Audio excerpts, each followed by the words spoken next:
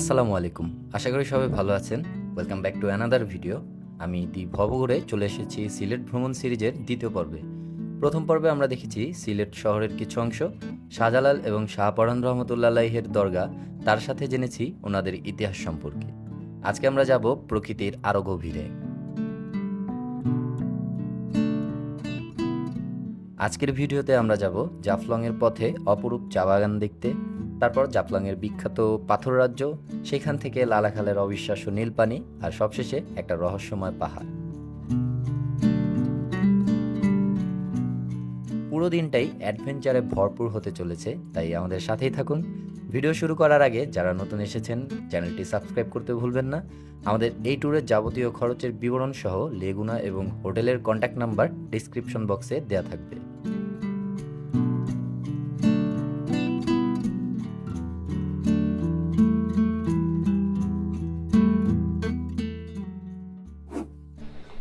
এখানে সবাই আমরা আখনি ট্রাই করছি, খিচুড়ি ট্রাই করছি, কিন্তু এই যে আমাদের বন্ধু সুমন 4 পরোটা গেছে, 2টা পরোটা আর 1 কাপ চা আর নাস্তা হয়ে গেছে। ওর জীবন এমনি চলতেছে, একটা চা একটা পরোটা। কিসে ভাই? না বুঝছেন না, এই যে এই জায়গায় সেনাবাহিনী গোপালগঞ্জ জেলা ফুড ক্লাব করছে, গোপালগঞ্জ এরকম ফুড ক্লাব করে এগুলা দেখলে ভিডিও করলে মানুষ নামাজে রেখে দেয়। হ্যাঁ। সমস্যা করে।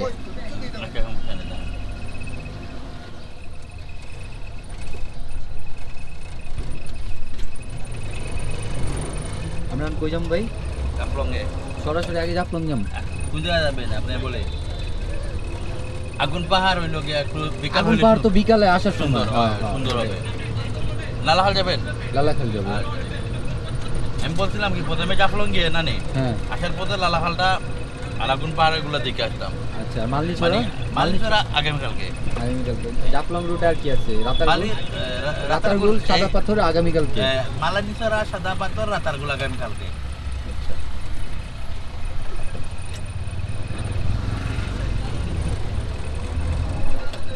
জাফলং পথে চা বাগানও আছে। জাফলং পথে চা বাগান আছে, তো জানি। অনেকে কি করে আপনার ওই জাফলং এর পথে যে চা বাগান না, ওটাতে নামা দেয়া বলে মালনি ছড়া।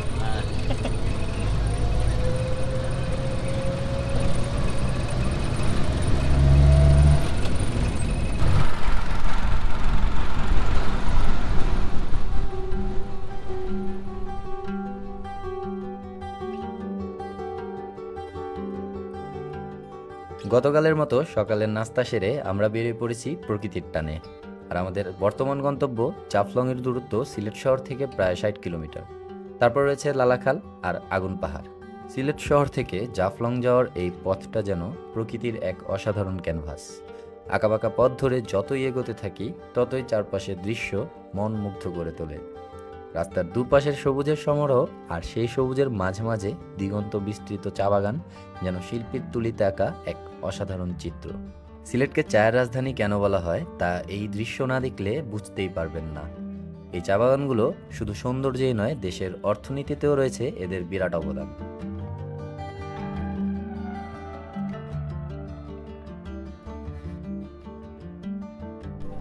আমরা পৌঁছে গেছি আমাদের আজকের প্রথম স্পট, শ্রীপুর চা বাগান।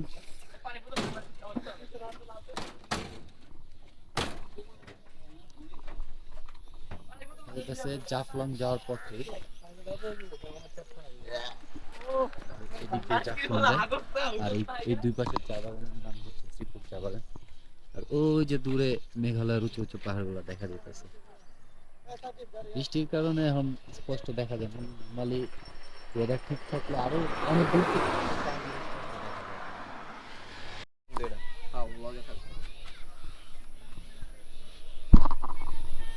লালি লালো লালি এটা যাইবো বিন্দু ভাই। ভাই সবগুলা কাইটা এই সিনটা গেলে দিবা ভাই, ওর মত ভাই এই সব ওটাতে শুরু হইব, ভিডিও এন্ট্রি হইব ওটা দিয়া। ওটা না হলে কিন্তু ভাই আমি বের আগো ভাই। ও দিয়ে দিমু কিন্তু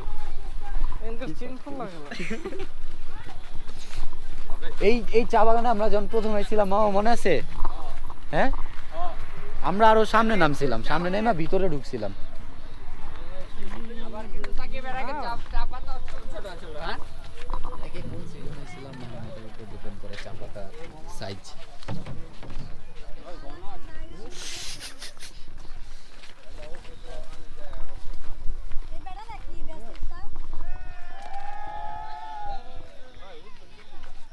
আয় আমার পেছনে পেছনে।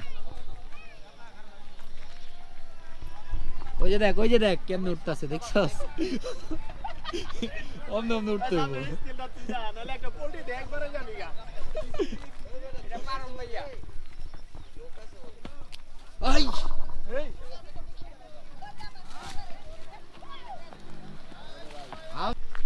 একটা লাইফ লেসন শেয়ার করতে যেতে তখন লাগে।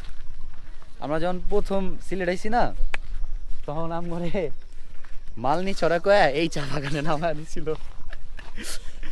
আমরা তো এটার এই মালনি ছড়া ভাইবা ঘুরা টুইরা মজা নিয়ে আনিছি। এটার নাম কি চা বাগানের? এই চা বাগানের নাম হলো শ্রীপুর চা বাগান। শ্রীপুর চা বাগান। মালনী ছড়া কত দূরে? মালনি ছড়া তো একটা মালনি ছড়া একটা মনে কর কি কয় হাইপওয়ালা না, কিন্তু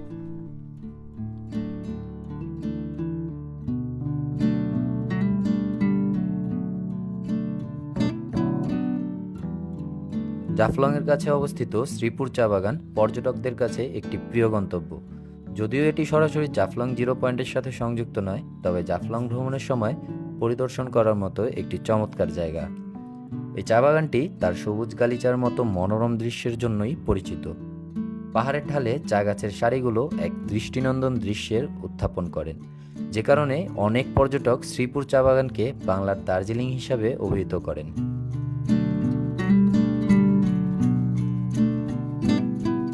শ্রীপুর চা বাগান একটি শান্ত ও স্নিগ্ধ পরিবেশ প্রদান করে, যা জাফলংয়ের কোলাহলে প্রবেশের আগে একটু ভিন্ন অভিজ্ঞতা দিতে পারে। যারা চা বাগানের মনোরম দৃশ্য উপভোগ করতে এবং কিছুটা নিরিবিলি সময় কাটাতে চান, তারা চাইলে শ্রীপুরে কিছু সময় কাটিয়ে তারপর জাফলং চলে যাবেন।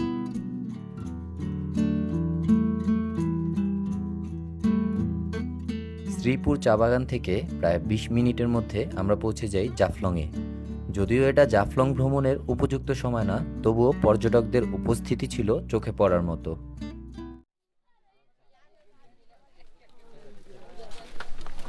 ও ভাইয়া।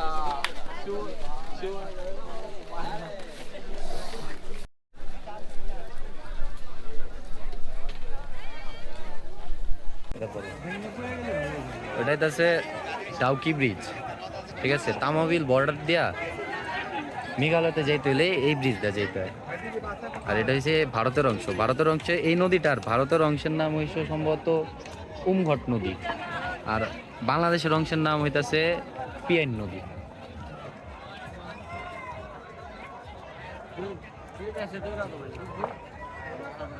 এমনি তো নর্মালি এই জায়গাটা পুরোটা পানিতে ভরা থাকে বর্ষাকাল আর কি।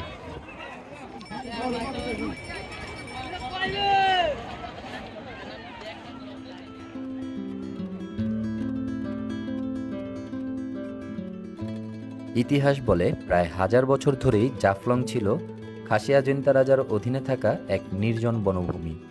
1954 খ্রিস্টাব্দে জমিদারি প্রথার বিলুপ্তির মধ্য দিয়ে খাসিয়া জৈন্তা রাজ্যের অবসান ঘটলেও বেশ কয়েক বছর পর্যন্ত জাফলংয়ের বিস্তীর্ণ এলাকা পতিত পড়েছিল। পরবর্তীতে ব্যবসায়ীরা পাথরের সন্ধানে বিভিন্ন এলাকা থেকে নৌপথে জাফলং আসতে শুরু করেন। পাথর ব্যবসার প্রসার ঘটতে থাকলে সেখান থেকে ধীরে ধীরে গড়ে ওঠে নতুন জনবসতি, আর পরিচিতি বাড়তে থাকে জাফলংয়ের। ওপারে দেখা যাচ্ছে ভারতের মেঘালয়ের বিশাল বিশাল পাহাড়। বিশাল পাহাড়গুলোর দূরত্ব মাত্র কয়েক মিটার হলেও তা বর্তমানে আমাদের জন্য ধরাছোঁয়ার বাইরে। পাহাড় প্রেমীদের জন্য এখানে একটা আক্ষেপ থেকেই যায়। প্রকৃতি বিশাল সব পাহাড়গুলো দিয়ে সাজিয়েছে মেঘালয়কে, আর আমাদের অংশে দিয়েছে একরাশ আফসোস। এখান থেকে 1600 টাকায় একটা নৌকা নিয়ে নেই, যেটা আমাদের মায়াবী ঝর্ণা পর্যন্ত পৌঁছে দিবে, আর তার সাথে থাকবে সেখান থেকে খাসিয়াপল্লী এবং জাফলং চা বাগান পর্যন্ত আসা যাওয়ার জন্য ইজি বাইক, যা ওই 1600 টাকার মধ্যে অন্তর্ভুক্ত। দরদাম করার কোনো সিস্টেম নেই, কারণ এটা একটা স্ক্যাম। বর্ষাকালের জন্য ব্যাপারটা উপভোগ্য হলেও শুষ্ক মৌসুমে এই স্ক্যাম অ্যাভয়েড করে হেঁটেই চলে যেতে পারবেন মায়াবী ঝর্ণা পর্যন্ত।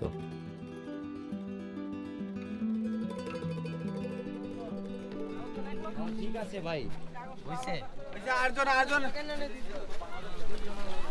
ভাই আপনার 10 জন কেমনে কেমনে কোন 3 জন আলাদা কে বর্ষাকালে পানিতে ভরপুর থাকার কারণে নৌকাগুলো ঝর্ণার একেবারে কাছাকাছি পৌঁছে যায়। তাছাড়া এখানে নেমে প্রায় 10 মিনিটের মতো হাঁটতে হয়। 8 জন লিখছেন, আমার পরে 4 জন করেন না, ভুলে যান না।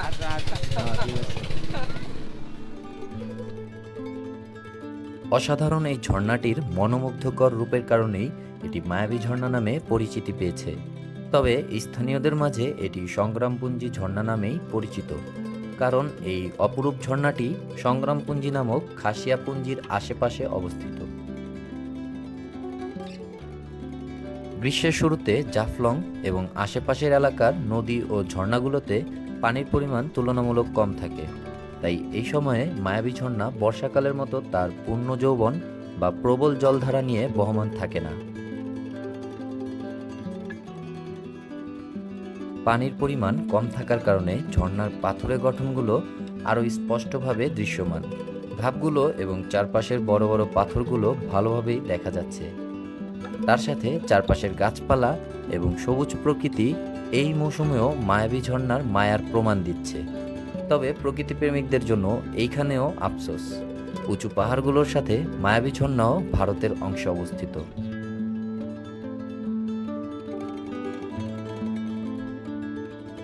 জাফলংয়ের এই রুক্ষ সৌন্দর্য মন ছুঁয়ে যায়। পাথরের স্তূপ, নদীর ধ্বনি ও ওপারের পাহাড় সব মিলে এক অসাধারণ অনুভূতি। জাফলং শীত ও বর্ষা উভয় ঋতুতেই ভিন্ন ভিন্ন রূপ ধারণ করে। বর্ষাকালে চারপাশের সবুজ প্রকৃতি ও ঝর্ণাগুলো জীবন্ত থাকে, তবে নদীতে স্রোত বেশি থাকে। শীতকালে নদী শান্ত থাকে এবং হেঁটে নদী পার হওয়া যায় সহজেই, যা পাথর ও প্রাকৃতিক সৌন্দর্য কাছ থেকে দেখার সুযোগ করে দেয়। সাধারণত জুন থেকে নভেম্বর মাস পর্যন্ত জাফলং ভ্রমণের জন্য বেশি উপযুক্ত বলে বিবেচিত হয়। তবে এখন যেহেতু মার্চ মাস চলতেছে, তাই এই অল্প সময়ে আমরা একটু বেশি ক্লান্ত হয়ে পড়ি। আর সেই ক্লান্তি কাটানোর জন্য নীল স্বচ্ছ পানিতে গা ভেজাতে এখনই বেরিয়ে পড়ব লালাখালের উদ্দেশ্যে।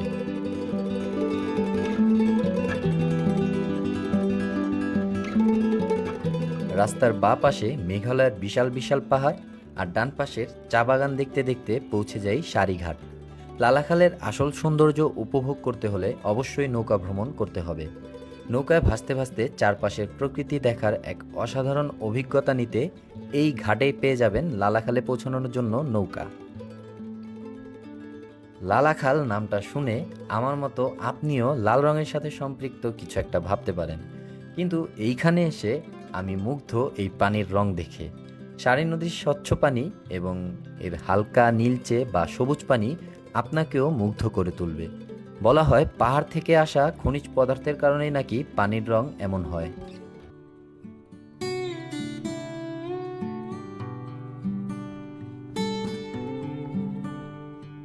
দেখুন নদীর দুপাশে কি সুন্দর দৃশ্য, ঘন সবুজ গাছপালা, ছোট ছোট পাহাড় আর গ্রামের সহজ জীবন। এই পথটা যেন আপনাকে ধীরে ধীরে এক রূপকথার রাজ্যে নিয়ে যায়। নদীর শান্ত বুকে নৌকার এগিয়ে চলা আর চারপাশের নীরবতা মনকে শান্ত করে দেবে। কিছু সময়ের জন্য হলেও শহরের ক্লান্তি আর কোলাহল থেকে নিজেকে মুক্ত মনে হবে।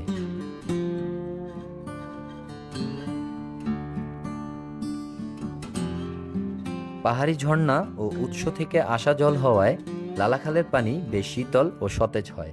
গরমের সময় এই শীতল জলে গোসল করলে শরীর ও মন দুটোই জুড়িয়ে যায়। বন্ধুদের সাথে জল কেলিতে মেতে ওঠার জন্য এর চাইতে উত্তম পরিবেশ আর হতেই পারে না।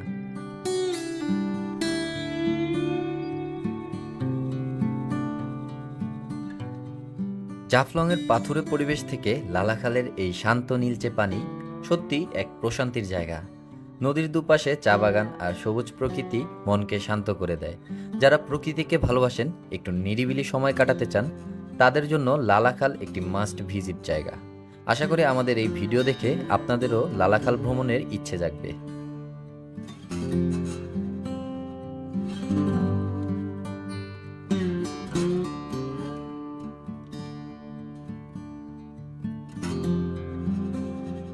আজকের দিনের শেষ গন্তব্য রহস্যময় আগুন পাহাড়। সিলেট শহরে ফেরার পথেই এর অবস্থান। সন্ধ্যার ঠিক আগ মুহূর্তেই আমরা চলে আসি আগুন পাহাড়ে। গর্ত করে না, এগুলো সারা বছর এমন থাকে। যারা দেখতে আসে ওরা মনে করে ম্যাচ চালায়, আগুন জ্বালায়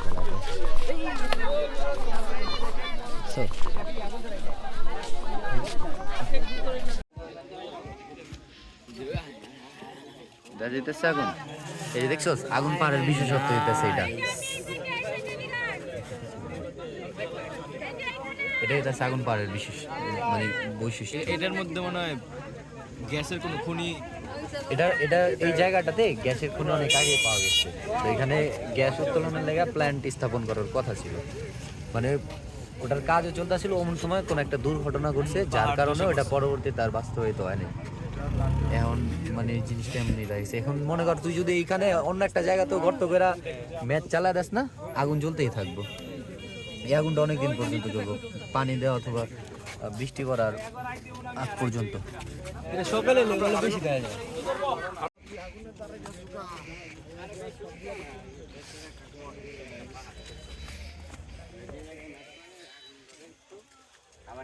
চল্লিশ তালার সময় হচ্ছে।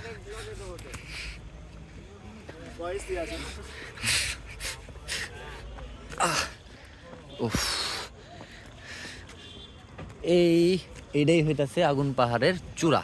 ওই যে উপরে উপরে কোনো গর্ত টর্ত নাই, আছে এই যে ভিজা এটা আছে মামা। এখানেও যদি গর্ত করে ম্যাচ জ্বালা দেয় আগুন জ্বল। মানে এই জায়গাটা হলো একটা গ্যাসের প্ল্যান্ট ছিল, বুঝছো? কোনো একটা কারণে এটা মাটির নিচ থেকে প্রাকৃতিকভাবেই গ্যাস বের হয় এবং সেখানে সবসময় আগুন জ্বলতে থাকে বলেই এর নাম আগুন পাহাড়। টুরিস্ট স্পট হিসেবে জায়গাটা বেশ ছোট হলেও এর পেছনে আছে এক অদ্ভুত গল্প।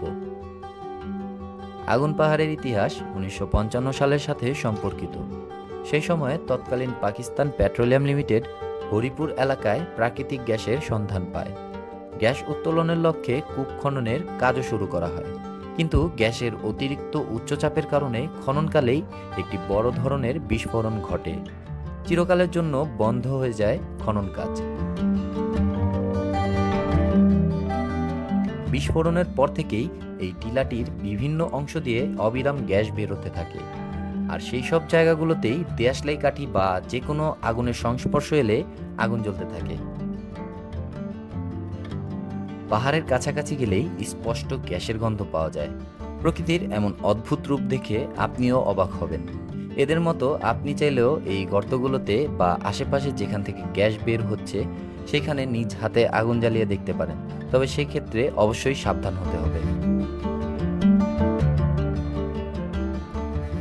আগুন পাহাড়ের ঘটনাকে কেন্দ্র করে স্থানীয়দের মধ্যে বিভিন্ন জনশ্রুতি ও লোককথা প্রচলিত আছে। একটি জনপ্রিয় লোককথা অনুযায়ী ওই এলাকায় শাহ আহমদ আলী নামে একজন কামেল পীর ছিলেন। তিনি গ্যাস কূপ খননের ব্যাপারে নিষেধ করেছিলেন এবং অন্য স্থান থেকে গ্যাস উত্তোলন করার পরামর্শ দিয়েছিলেন। তিনি বলেছিলেন যে তার নিষেধ অমান্য করলে বড় ধরনের ক্ষতি হতে পারে। কর্তৃপক্ষ তার কথা না শোনায় এই বিস্ফোরণ ঘটে এবং অলৌকিকভাবে আগুন জ্বলতে থাকে। পরে নাকি সেই পীরের দোয়ায় আগুন নিয়ন্ত্রণে আসে, যদিও গ্যাস নির্গমন বন্ধ হয়নি। তবে বৈজ্ঞানিকভাবে এই আগুনের কারণ হলো ভূগর্ভস্থ প্রাকৃতিক গ্যাসের অবিরাম নির্গমন। মাটির ফাটল দিয়ে বা পানির বুদবুদের সাথে এই গ্যাস বেরিয়ে আসে এবং আগুনের সংস্পর্শ এলেই জ্বলতে থাকে।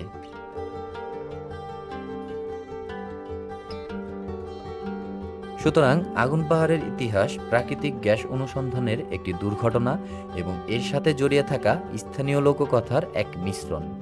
এই রহস্যময় ও ঐতিহাসিক স্থানটি বর্তমানে পর্যটকদের কাছে একটি আকর্ষণীয় গন্তব্য। আজকের দিনটা ছিল সিলেট ভ্রমণের এক দারুণ অভিজ্ঞতা। জাফলংয়ের শক্তিশালী প্রকৃতি, লালাখালের শান্ত নীল জল আর আগুন পাহাড়ের রহস্য সব মিলে এক অসাধারণ অনুভূতি। আমাদের সাথে ভিডিওর শেষ পর্যন্ত থাকার জন্য অসংখ্য ধন্যবাদ। সিলেট সিরিজের তৃতীয় পর্বে আমরা যাচ্ছি রাতারগুল, সাদা পাথর এবং ভারতীয় উপমহাদেশের সবচেয়ে প্রাচীন চা বাগান মালনীছড়া টি স্টেট। ভিডিও ভালো লাগলে লাইক, কমেন্ট এবং শেয়ার করতে পারেন। আর এমন আরও ভিডিও দেখতে চাইলে অবশ্যই আমাদের চ্যানেল দি ভবঘুরে সাবস্ক্রাইব করে পাশের বেল আইকনটি ক্লিক করতে পারেন। দেখা হবে পরের ভিডিওতে, ততদিন ভালো থাকবেন, সুস্থ থাকবেন, আল্লাহ হাফেজ।